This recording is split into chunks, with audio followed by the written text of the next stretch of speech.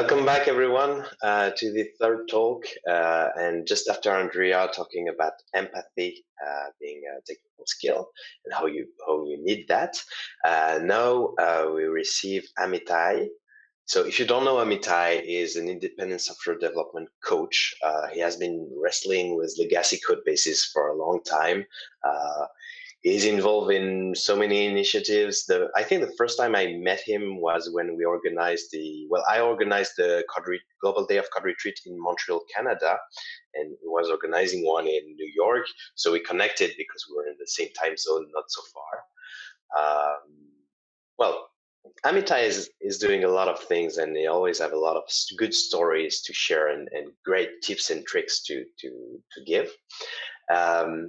And the connection with Andrea's talk is that this, as Amitai called Introduction to TDDDD, is a lot of personal story and anecdotes from Amitai's own experience and background working with all of these different projects and software and teams, and how that software craftsmanship has shaped him and how that also reflects back into the work he is doing. So that's a very insightful talk he is about to do, and I'm really happy that he can do it now. So, Amitai, without further ado, the stage is yours. Thank you for that very nice introduction. Hi, I'm Amitai. I am a software development coach, and I'm here with you today to share some of what I've learned so far. So thank you for being here with me, and thanks to Nicolas and Adi for bringing us together. At every conference and meetup that I speak at, I like to bring everyone's attention first to whether there is a code of conduct or not, and if so, what it's like. We are lucky this is a place that does have one. The reason I like to do this in a talk, even though this is the third one of the day, not the first one, and it's an online event, it still matters. The reason it matters to me is not because I personally worry for my safety in these spaces, but because some of the people that I've learned the most from in conferences and meetups do and have told me so. And I want to live in a world where the people that I learn the most from, or maybe people that I could even learn from that haven't come yet, would feel safe at conferences and meetups. And I don't know if this is the right answer, but I know that this is what they've told me is important to them. So I like to draw attention to it and at least make it a discussion point. So here's the link to the code of conduct for today's event. It was right there on the registration page. We all looked at it, and we can look at it again. I also think it relates to the subject matter. It's not separate because on the one hand, it's a little bit like test-driven development. It's like a cognitive aid. When we say before we do something how we want it to go, it helps us a little bit to do it. When we make our intention explicit, it helps us live up to that. And secondly, because a code of conduct is about not about what we want to do, what we want to avoid doing, but how we want to repair when things happen. And this is about relationships. And my talk is about relationships. Therefore, it's on topic. So, code of conduct, please respect it, and please look for it at other conferences and meetups, and please feel free to chat with me afterward about your interests or concerns. On to the show. We have all felt joy and humanity in software development, at least sometimes, and our work goes better when we do. When we don't, thoughtful changes can bring it back. But wait, joy, humanity, this year has been full of lessons and tests. Sometimes when more of your personal life shows up on camera, that makes someone's day. And sometimes what makes someone's day is when you help them assert boundaries around their personal lives. It's been a year in which we, again, could have learned that the way we've designed to live and work together is still not equitable enough. And that while some of us feel it more acutely, all of us live with the loss. This year, defined by universal loss, could have been the one where we started to figure all this out. Maybe it was. In any case, we've got a long road ahead. All the more reason for this talk. Today, I'll tell some stories of a different before and after, one that's already happened, connected by a much shorter road. It's like this. I have felt two entirely different ways while doing software development, and both were in the same job. I went from nervous and disoriented to confident and connected. It happened slowly, as you'd imagine, over time. But what changed how I felt in my work? What changed how people whose reputations were intertwined felt about their work? And what changed how people depending on our product related to us? Lots of small factors, and one big one.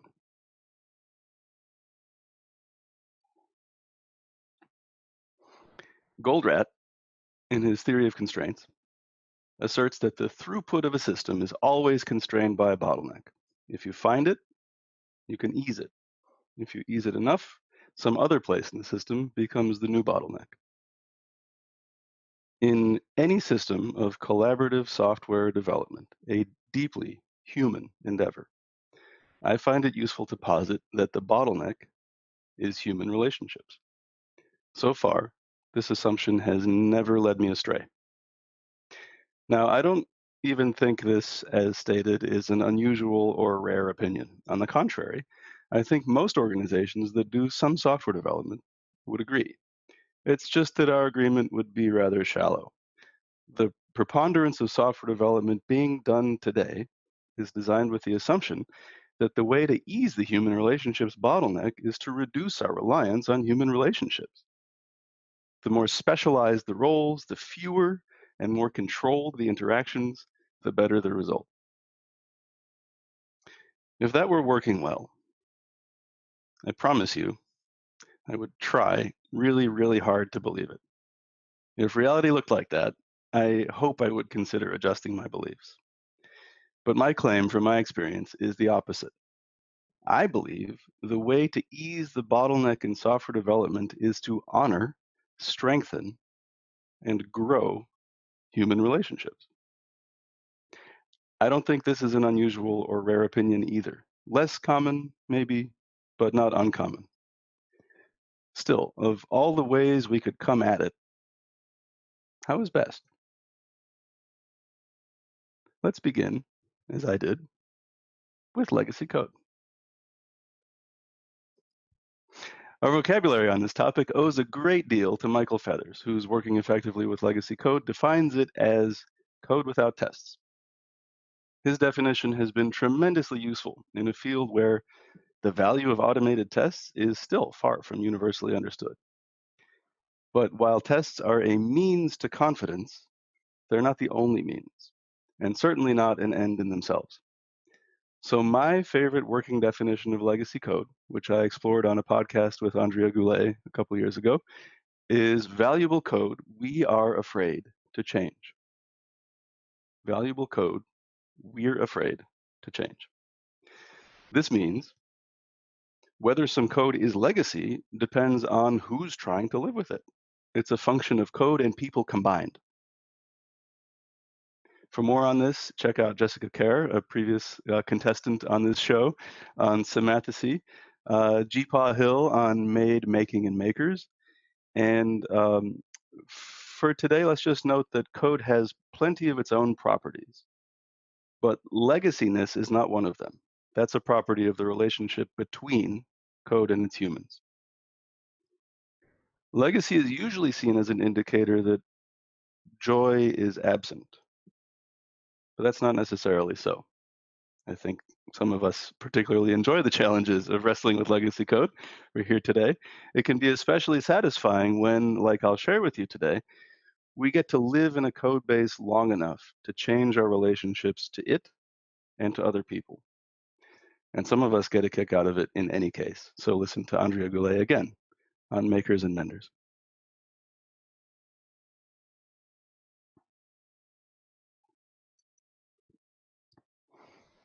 Most code and human relationships are at least a little bit legacy. And most workplaces are at least a little bit joyless and inhumane, at least a little bit. The stable equilibrium for workplaces, the state they on average tend to get into and stay in, seems worse than that.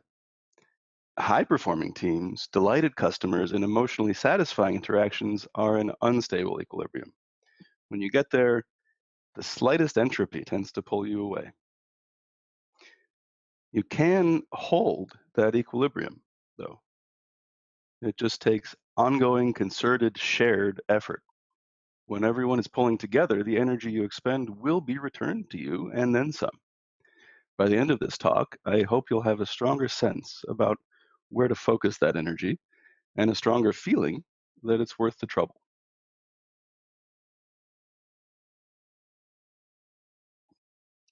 I'd like to tell you a few stories. They're about me. It's okay. I have my permission. I was a newly minted university graduate. This was, yikes, 12 years ago. Oh boy. Yeah, and I had not been a programmer for a while. My university degree at age 30, after trying it the second time, was in music, which I don't know. I think there's a correlation to programming, but I wouldn't blame you if you don't think so. And it certainly didn't help me when I landed in this job. I was at a bank, a big worldwide kind of a financial institution, in the IT security department, which I knew about this much about. But how did I get in there? Great question. I'm glad you asked. How did I get in there? I had friends who were there, and they had written a proof of concept, solving a thin slice of a pretty wide identity management problem at that company, because they owned a thin slice of the problem space and they were able to do it. And they wrote it drunkenly at one of their apartments one weekend as a proof of concept.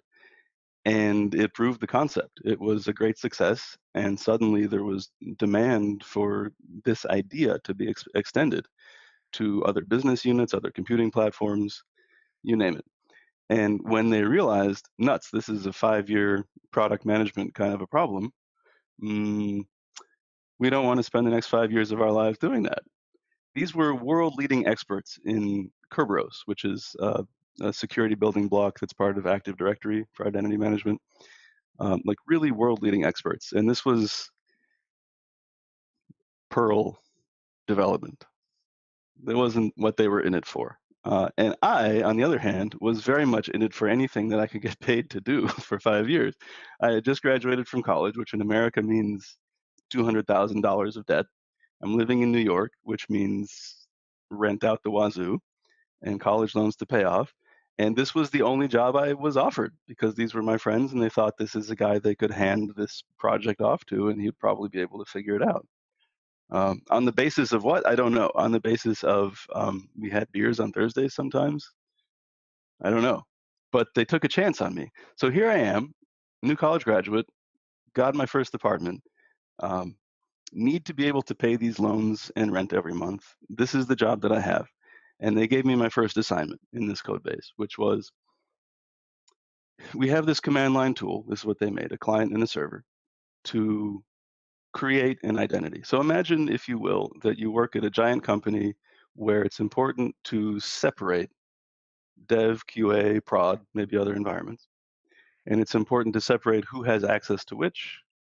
And then within those constraints, it might be important to let developers control the development environment and let the operators control the operations environment and maybe let the IT managers have a say also. And so you need these parallel environments, but you also have Kerberos, which means you need everything to be Kerberized, which means you need an ID in the Kerberos system. When we're running a dev instance of our application, and this is a huge company, lots of custom applications, running a dev instance, we can't run it as me or as Nicola or as Adi, even if we're on the same team. We have to run it as an ID that we all share access to, that nobody else shares access to, that isn't us, but that we control. And the way that this worked before Bill and Roland was, in this company anyway, is that you would first try to figure out that you needed this at all, and you would try to avoid making one if you could, because it was really involved and error prone. And if you decided that you really needed a new environment and you needed an ID for it, Then your problem is, which help desk do I call? Is there a help desk that's specific to my business unit and computing platform? I'll try them. Do they have a runbook for this, or do they not know what I'm talking about? Let's try a different help desk. Did they follow their runbook accurately, or did they miss a step? 3 weeks later, you probably have an ID. That's cool. That's actually the easy part, is creating one. The risky part is when you want to change one that already exists. Because by the time you do that, there's no record in any system, even like manually searching a help database. There's no record in any system of whose ID that is, who's allowed to ask for it to be changed. And so the process for that in this 60,000 person financial institution was to find a managing director willing to sign off on the risk of somebody asking for a change to an ID. So you can imagine these incentives conspiring against people making security environments when they needed them or updating them when they needed them to be more accurate. People just would avoid as much of it as possible. And my friends, bless their souls, had this amazing insight for me at that age, which was, if you want people to do the right thing, especially if there's a whole lot of them, make it easier for them to do the right thing than the wrong thing. And so they made this self-service tool.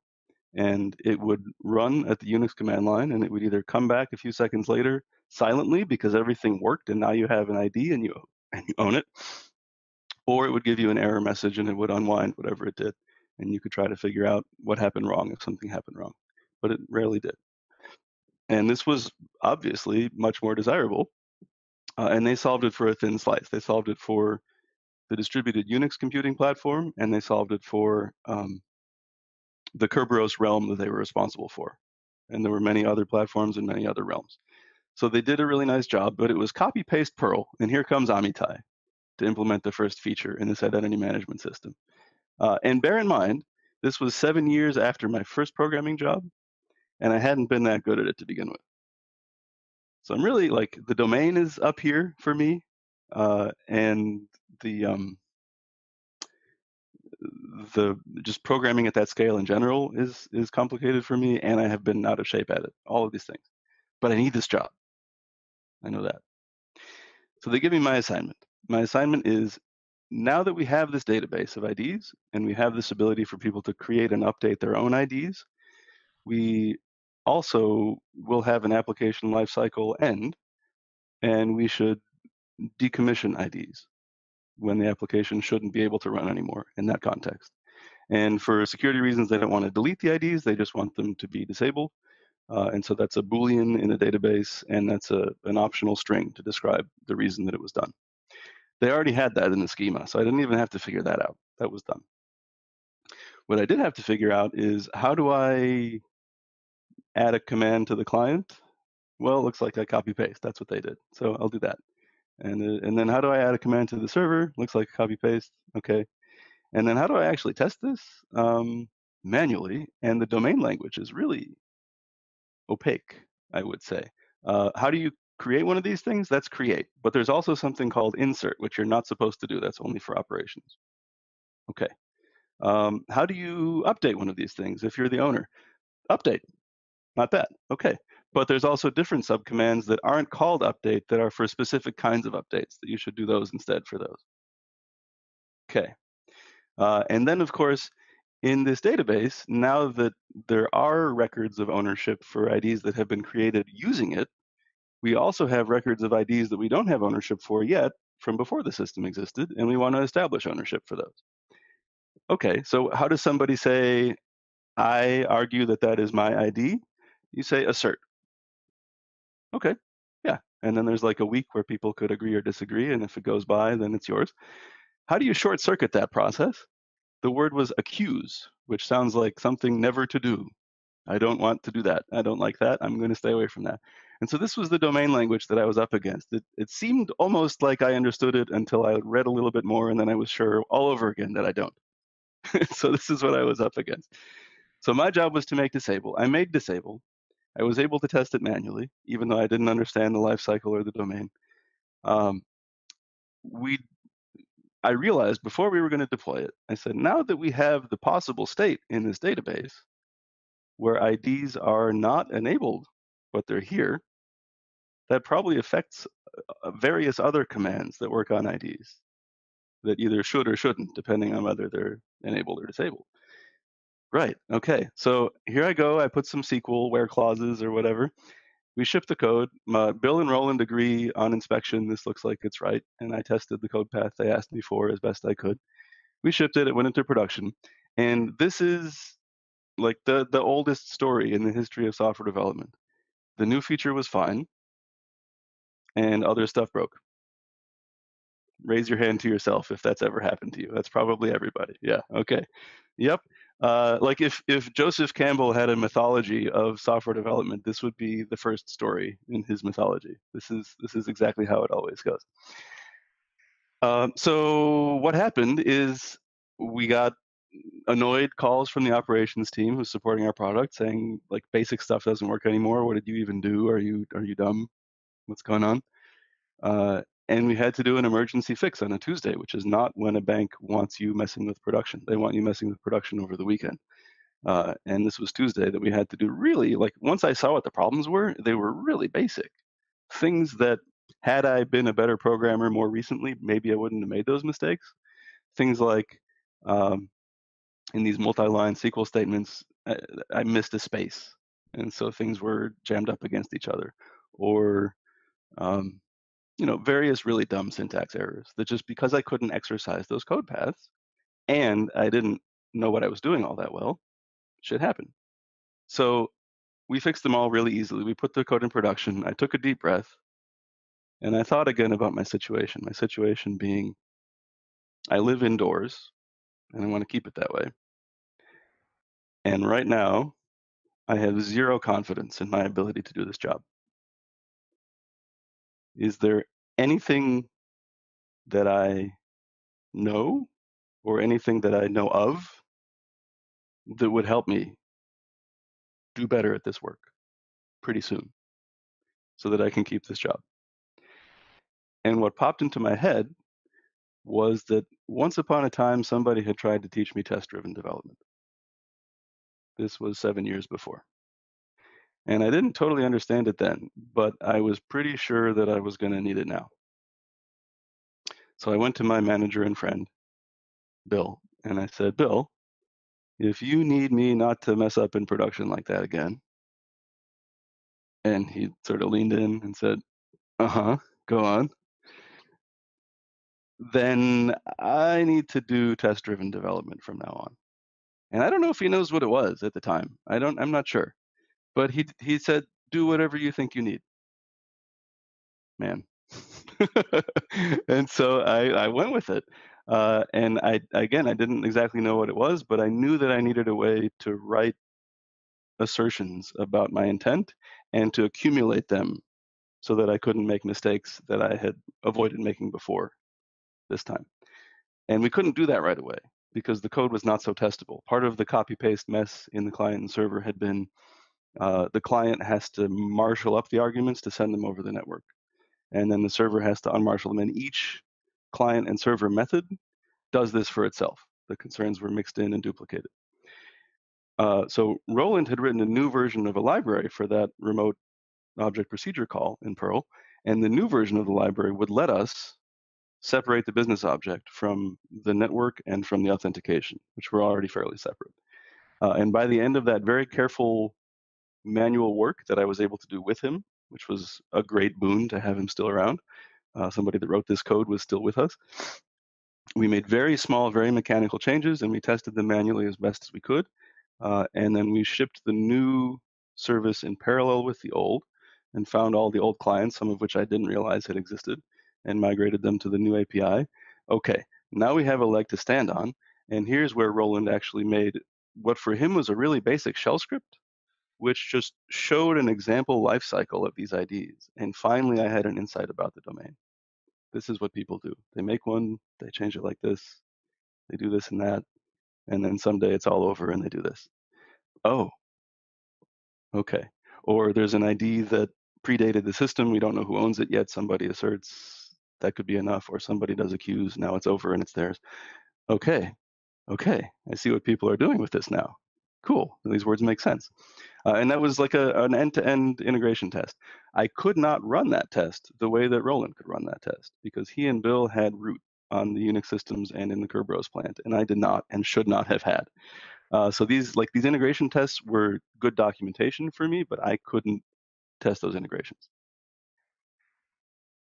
So I did manage to keep the job. But the state at the end of that first feature is that I didn't trust my own work, and nobody else did either, not yet. And I had to dig out of that hole. So what happened next, once we got this code testable, is that every time there was a new feature, this was like TDD with an extra step. And if you've done legacy code, this is familiar to you. The first step is the area of the code that I'm about to change. Is it covered by test or not? And if we had been doing TDD the whole time, the answer would probably be yes. And since we hadn't, the answer to begin with was almost always no. And so step 0 was always to cover first characterization tests. And often in the course of doing this, I came to understand something new about the system. But that's not exactly why I did it. It just also happened. And then it's regular TDD. What do I want the new feature to do? Add a test for that. Maybe sometimes change a test if it really is a change in the system. And after about 6 months, the answer to question 0 was almost always yes. Every time I was adding something new, after about half a year, it was covered already. And so things got faster at that point. So here's a story about how we took advantage. So the release process at this bank, especially considering where our code was deployed, was very controlled. Our code was deployed on the Kerberos servers, of which there were about 12 distributed around the world, running as root. So, if we make the right mistake, nobody will be able to authenticate to anything. This company will be over pretty fast if we make the right mistake. And you would think that meant that we had testers or some kind of QA process in our team. We did not. We had a very low budget. It was usually me and like another person at any given time. But so the release process to get onto the Kerberos servers was you must freeze your code at least a week in advance. And then you must give the hierarchy of managing directors all the time in the world to veto for any reason this code that goes onto the Kerberos servers, because that's the only way they could think of to manage the risk. For other products that ran on the Kerberos servers, they were more like vendor products. This made some sense. But for us, it was just kind of expensive to have to freeze and then not get any additional confidence that way. So what I had tried to,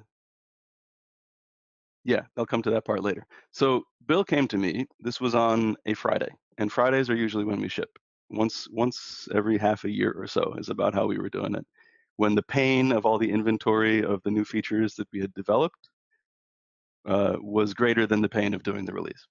Then we would finally ship stuff. But it took half a year.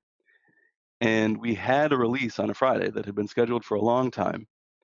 And Bill said, I got a call from a big shot asking me to add a feature to our system. And I tried to say no because it didn't make sense, but it didn't work. He wasn't really asking. And the feature is really weird. It doesn't make any sense. I don't think it's going to have the effect on user behavior that he wishes it will. I think it's going to be at best a waste of effort, and at worst like a source of bugs in our data and in our system. But he wouldn't take no for an answer. And if there's any way you could like write it today and get it shipped tonight, that'd be great. And I was like, okay, I agree with you. That sounds like a really weird feature. Tell you what, give me an hour and a half. I'm gonna write tests for all the edge cases for this that I can think of. Like, how would it have to work? I guess it would have to work like that. And then you'll come with me in an hour and a half. I'll call you and we'll look at these tests together. And if you agree that that looks right, then I'll see what I can do about making them pass without breaking other stuff. And so we did. An hour and a half later, he came and looked. He said, yeah, this feature is really dumb. That is exactly how it would have to work. See what you can do. And 45 minutes later, the new test passed. Nothing else was breaking. I was pretty confident that that was the truth. We shipped it that night. It went into production. I can say a few years later, when I was the product manager, that feature had never worked the way that anybody hoped. We deleted it. It was very satisfying. But what was more satisfying was at the time, when we shipped it, and we got it in there, and Bill was extremely pleasantly surprised this time, as opposed to last time, when he was extremely not pleasantly surprised. And I will remember for the rest of my career what he said to me. He said, I don't think that I have the discipline to write tests first, but I'm really glad that you do. Oh, uh-huh. Yeah, so that has stayed with me. A couple more stories, and then we'll come back to the rest of our talk. So at this point, I am not worried about this job. I have this job. I'm good. I'm doing okay. I'm going to live indoors. I'm going to pay off my loans. Still paying off my loans, by the way. It's all going okay. This job is going to be fine. I'm going to get a handle on it. I'm going to be an okay programmer. I'll be like Kent Beck. I'll be a good programmer, and I'm working on my great habits. I'm going to get there. So here came another story. At this point, we had sort of a loose agreement with the operations team because they didn't understand our, like, exactly how our development process worked, but they saw when we would request a new release, which at this point we were doing about monthly, that every time we had sort of a monotonically increasing number of tests, and we acted really confident. And so they saw that. And that gave us this sort of tentative agreement that whatever was ready on a Friday, as we had sneaked in with Bill that time before, whatever was ready on a Friday could go in that night. Whatever is green on the main branch, instead of having to freeze in advance and say what's in the release and do like nothing useful to get confidence past that, but freeze. We didn't have to manage release branches. We didn't have to do any of that. We could just go to production with whatever we had on Fridays once a month. But it was tentative. And I learned how tentative it was when one time they rescinded the permission that they had granted. So this was one of my first times being the product owner for this tool. And there was a fellow on my team who was extremely diligent. And he didn't really need to be this diligent in this case, but he had stayed up all night on Thursday night to finish something that he really wanted to be in the release. And he finished it, and it was Friday. And on Fridays with release nights, we have 3 to 5 hours where we're sitting on the phone. It's not a fun Friday night. 3 to 5 hours sitting on the phone, sort of double checking and watching everything that operations is doing and talking through with them as they're doing it. And so I thought, we're going to have 5 minutes during that call sometime for me to edit 2 lines in their wiki for a run book for something that changes in this release for them. So I'm going to wait until then, and then I'm going to do it. We didn't get that far, though, because the operations manager came and said, this doesn't seem to have any, like, this will impact our run book, but it doesn't look like you've thought about that. And I said, I totally have. I'm going to do it soon. But they said rejected. Because all they could tell, like, I was so mad, and I thought about it later. I was so mad. But all they could tell is, for, like, have we dotted the I's and crossed the T's, is have we dotted the I's and crossed the T's with respect to the way this impacts them? That's what they could see. That's what they knew how to see. And as far as they could tell, we had not, which was accurate. I was going to do it later. And so they rejected the release, and I got so mad, much more angry than I would have been if it was my own all-nighter, because I was feeling kind of parental, I guess, or managerial toward this guy who had busted his butt, even though it wasn't justified. And I got so angry. I was like, listen, you can reject our release, but give us a real reason. That can't possibly be it. We can fix that in 5 minutes. We could fix that right now, and then you could say okay. But he was not. I wasn't doing anything to make him say okay. I was just so angry. But that was that. And then it's the weekend, and I immediately had tons of time to think about what just happened? Why, like, we've been releasing monthly. This was so incredibly slightly different, and it had such a big difference in outcome. What am I not understanding here? Why don't we have the permission that I think we have? And it became obvious as soon as I cooled down. It's that We in the development team understand our process here. We understand why we're so confident. They in the operations team have never seen it. They don't know. They see us acting like we're really cool, but they're responsible for us not breaking the Kerberos servers. We haven't shown them why that's not going to happen. So I took a deep breath, and on Monday, I went back to Loic, he was the operations manager, and I apologized to him, and I said, you owe me nothing, but if you're willing, I would love to pair program with you on a feature, a small one, really soon. And I know that we have a release coming up on Friday because we delayed the one from that Friday to this Friday. So if something small comes up this week, I would love to pair program on it with you. And to his immense credit, more than I deserved, he said he would. So on Wednesday, a feature request came in. It was something very small, and he knew Perl pretty well, and he knew the domain very well as someone who was supporting it. And we got a conference room on Thursday. He had his own checkout of the code. I showed him how to run the tests. Okay, they're green. Cool, fine. Let's break something and make sure something turns red. Okay, cool, fine. That's how that works. Put it back. Now let's talk about what this new feature would look like. Let's whiteboard it. Cool. Here's how I would express that in tests. And he types that in, and we run those, and they're predictably red. We didn't implement that yet. Here's where I would go in the application to make it true. He puts it in, they pass. He's about ready to commit. I said, hold your horses. Before we commit, let's run the whole test suite. We've been running the tests that are sort of localized to this area of the code, but let's run the whole test suite. And he did. And a couple tests were broken. And they weren't, overly coupled tests that were wrongly broken. They were telling us a side effect that we had forgotten about. And his eyes got big. He said, oh, you're never going to make this mistake in production. You're never going to make this mistake in CI. We're going to fix this now, and then we're going to commit. Aha. So we did that. We committed. And on the next day, the feature was in production with his name on it. He had committed it from the operations team. Like, we weren't doing anything like DevOps there. It would probably never be allowed. But we were collaborating in the way that we were allowed, and it enabled us from then on. Then I really did have, it wasn't a tentative permission, it was a permanent permission that once a month on the cadence that we chose, whatever we had green on a Friday was fine, because he had seen our process and he had been part of it. And he had been willing to join me even after I tried to set him on fire. So I learned a lot from that. 1, don't set people on fire. 2, try to include them more to repair relationships. And that enabled us to do continual delivery, not continuous, but about as continual as we could get in that context, in that environment. Let's see. Yeah, big project. So at this point,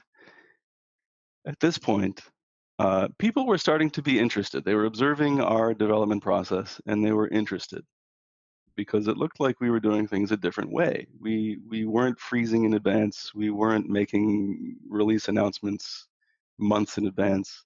It looked almost undisciplined, and it was working out for us. Like, whatever you have at a time, ship it. What are you doing? And so I was giving talks regularly about TDD and about Scrum at this point to people who are interested. And I think also by the same token, these observers, as interested as they were, didn't think what we were doing applied to them, because it didn't look like the game most of the company was playing. Most of the company was playing the game, we have projects, we have deadlines, we got to hit them. And it never works. Then we got our turn. And a project came to us for taking on a new kind of ID that was going to expand our database by 2 or 3 orders of magnitude. I think 3. It was going to expand our concurrency by an order of magnitude. It was going to definitely expand the ongoing load on the Kerberos servers for synchronizing data across systems. And it wasn't clear that our storage backend would scale to that. We were using SQLite. It was working really well, because you don't want to get a database administrator access to a Kerberos server. So we were just using a file, and it was fine. And so our first reaction, given this project, was let's do a spike and see if there's a way we can tell them really quickly that we can't do it in the amount of time that they've given us. And unfortunately, the result of the spike is it's probably going to be okay, and if it's not, we have some mitigations. Nuts. Okay, we have to accept this project.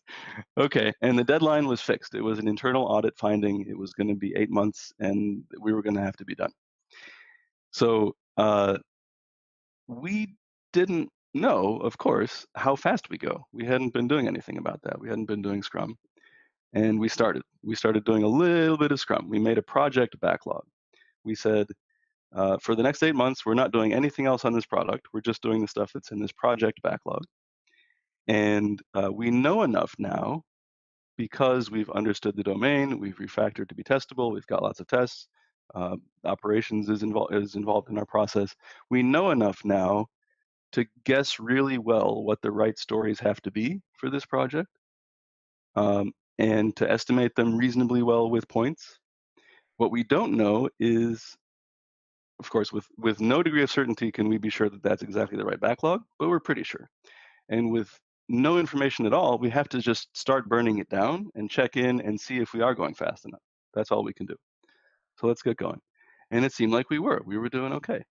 At one point, we had one dependency on an upstream database team whose IDs this was. And we actually gave them, we made it hard for them not to collaborate with us. And even so, they tried. What we did is we gave them a shell of a client server using the same architecture that we had. And we gave them red tests for the server methods that we were going to need from them. And we handed it to them. You make these pass using the knowledge of your system and access. And then we have the API we need, and we're going to mock that for now and code to that, and you let us know when you're done. And that worked pretty well until late in the project when they asked if they could change the API. And at that point, we had a backlog to point to, and we had our burn down to point to, and we absolutely had no time to change that. We were just barely on target. And so I was able to get my manager at the time, even though it was not anybody who cared about us, to throw his weight around. That's the one thing he knew how to do. And we got the team that was getting in our way not to get in our way. And we shipped this project with 5 minutes to spare. And we knew the entire time that we were on schedule. And this didn't feel so different to us, except that we prefer our monthly releases. But it did look really different to other people, because it looked like the game that they were playing, but we were succeeding at that too. And that suddenly made what we were doing under normal circumstances more interesting. Maybe it was discipline, if it could make us succeed in a project deadline context. Maybe it was discipline. This never would have worked if we had been given this project when we first started. We had to get a lot of advantages working for us before it could, and then it just barely did. One more tiny detail about that last story, and then we'll come back to wrap up the talk, is that at the same time that we had our deadline of September 30th, 2011, I remember it very clearly, one of my sort of near teammates, not in our team, but in our IT security department, found out that he had a deadline the same date and that it needed an API change from us. And my first thought is, sorry, dude, you're screwed. I don't have any minutes. That's not going to work. But then a very interesting thing happened. We were offered to borrow somebody, which again, my first reaction is, that's not as generous as it sounds. I don't think that's going to work either. But then I thought about it some more. I thought about who that specific person was. And I realized this could work. The person we were offered, his name was Dan, had previously been in IT security. He understood the domain of whatever this problem area was really well. I trusted him a lot. I knew that he understood the constraint that I was under. And I knew that he would be able to express whatever the requirement really needed to be as minimally as possible in the form of tests. And once I realized I could give him that assignment, I said, listen, Dan, you go talk to Murray. I'm not going to be part of these design discussions. I don't have time. You two figure it out. You know that I need the smallest thing to implement possible. and you make a branch, you write your tests that express what that is, and I'll take it from there. And they did. Like, I didn't hear from them again until Dan came to me a week later and said, here's my branch, here are my tests, you want to talk about it? Okay, cool. And it took me an afternoon. I had them passing. Because we were shipping monthly even during the project, we had that API change in production really soon for Murray, and he was able to deliver his deadline, and we were able to deliver ours. And this never would have worked without TDD. It never would have worked without monthly releases. It never would have worked without my relationship with Dan and what he knew.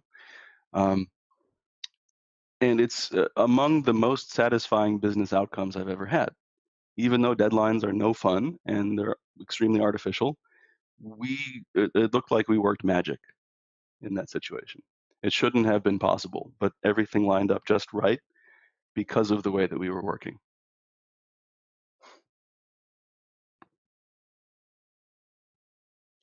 So those are my stories for today. As you can tell, I have a lot more. There's no one right way to move toward joy and humanity in software development. I started with solo TDD and expanded outward and adapted to broader contexts over time. But these are just my stories. To invest in code and in process and in working relationships, you can start anywhere, anytime. The only sure way to keep your situation less adaptive is to not adapt it. By contrast, there are many, many paths that lead toward joyful, humane software work. Here are your two main options. One, you can get serious about iterative incremental business involvement, and you'll quickly discover you weren't serious enough yet about iterative incremental development. That's option one. Option two, get good at delivering, and people will come asking what you could do for them next.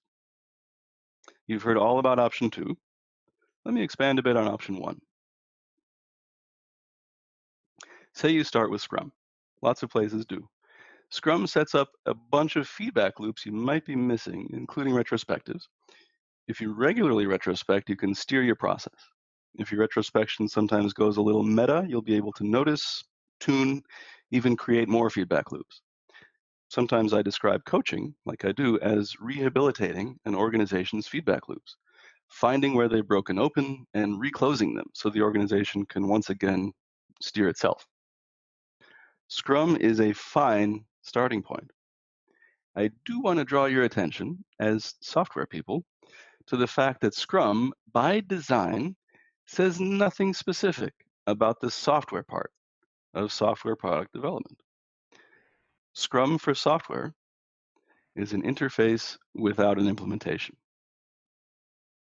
That doesn't mean it's a bad interface. It does mean our ability to adhere to that interface depends very, very heavily on implementation choices that are entirely up to us to discover, enact, defend, and improve. And here's the rub. In practice, almost nobody in charge of implementing Scrum knows to expect these software-specific difficulties, let alone where they'll be found, what they'll look like, and how to invest in overcoming them. And here's the meta rub. In practice, almost nobody in charge of software development knows how to look for the kinds of costs and risks that are specific and endemic to software development, maybe because they assume it couldn't possibly be that different from any other kind of IT project. And here's the meta rub. In practice, almost nobody who's in charge and doesn't know what to look for is aware that their lack of awareness greatly magnifies those costs and risks to their Scrum implementation, sure, but more important, to their people and their business. I'm not bagging on Scrum. You just heard a story where it helped us ship the right increment at the right time. Do note the sequence in which we began applying Scrum, and note the context specificity with which we grabbed only the parts of it we needed next.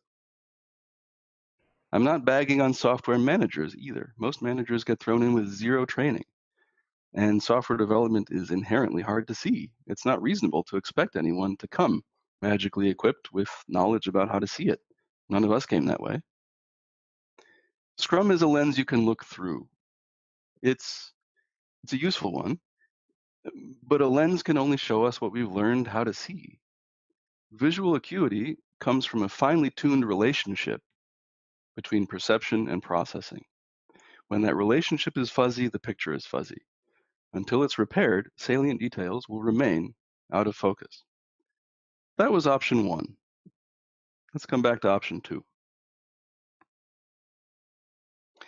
When you want to be ready to change your body's direction, you take smaller steps, lower your center, concentrate on balance. That's agile.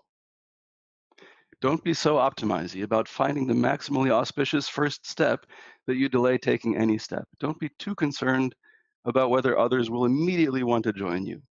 You can start where you are. Indeed, you have to. And you can start today with how you relate to your code. How you relate to your code. How can you and your code move more smoothly together? How can you and your code change direction more confidently together? When you notice that relationship has gotten stronger, take advantage of it. Look around as developers and code who can now deliver as reliably and frequently as anyone around you could possibly deal with, and see which relationship you're now equipped to strengthen next, one bottleneck at a time. My wish for you is to be able to feel about your work the way I've sometimes been lucky to feel about mine. Or if you felt it before, to be able to feel it again. Or if you're feeling it now, for your influence to expand. This planet needs grown-ups whose work lives are brimming with justifiable enthusiasm, as many as we can get. There's no one right way to get there, but maybe, investing in technical skills in order to improve human relationships can be the right way for you. Kent Beck was famously on a mission to make the world safe for programmers. More recently, he revised it to help geeks feel safe in the world. I believe the first step on this mission is to make the team safe for non-programmers. And I believe we unlock that possibility when we improve our relationship with our code. That's my message for you for today. May your humanity be a source of competitive advantage, and may your joy in programming be extreme. Thank you. Thank you very much, Amitai. That was, we could go on for listening to your stories for a long time, but we have to we have to take a break. There is no question, and we don't really have time, but if in the audience, if you do have any question, you can reach out to Amitai on Twitter, for instance. Amitai, any best channel to contact you? Please, at Schmonz, SCHMONZ. I think my slides show it. Yeah, please exactly. do. So that's the best way to reach you out and with follow-up questions. Okay, so there you go. We're gonna take almost 10 minutes break, a little bit shorter, and then we'll proceed with our last talk. Philiane is already here. We're gonna set her up and continue in that trend of communication is important, communication with other people, and communication through code. And so Philiane is going to address the problem of what when you receive code that is not communicating intent very well to you. What do you do in that case? Okay, thank you very much, and thank you, Amitai.